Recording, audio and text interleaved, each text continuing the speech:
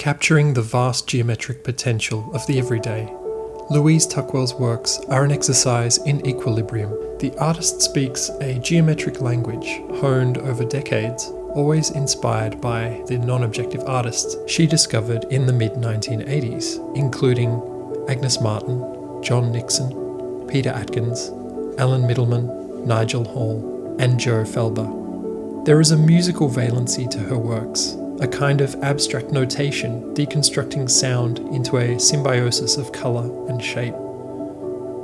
Full-shaped baritones rub up against lineal tenors in an optical orchestra that plays quietly within the union of shapes. In her quest for harmony, Tuckwell siphons inspiration from ancient Greek systems of mathematics and beauty.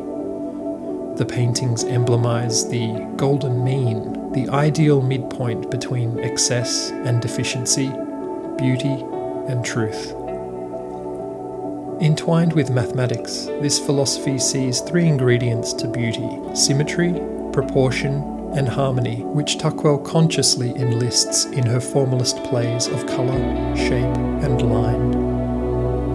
Simultaneously, she taps into the geometric work of ancient Greek mathematician Euclid, whose systems of logic, opposing axioms, and plane geometry form the theoretical kernel of Tuckwell's hard-edged abstractions. The paintings find a paradoxical harmony in their tightly choreographed expressions of systematic surprise and intuitive logic.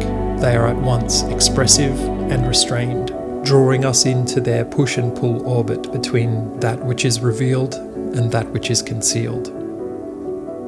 The edge in these paintings is not a precipice, but a beginning, a conduit to new constellations of meaning and logic.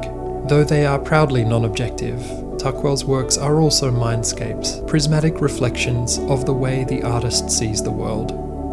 Suggestion congregates with surprise as clever coloration tricks the eye into reading spatiality and depth. Shadows seem to stretch from architectural facades, buildings, objects, and horizons, distillates of Tuckwell's surroundings.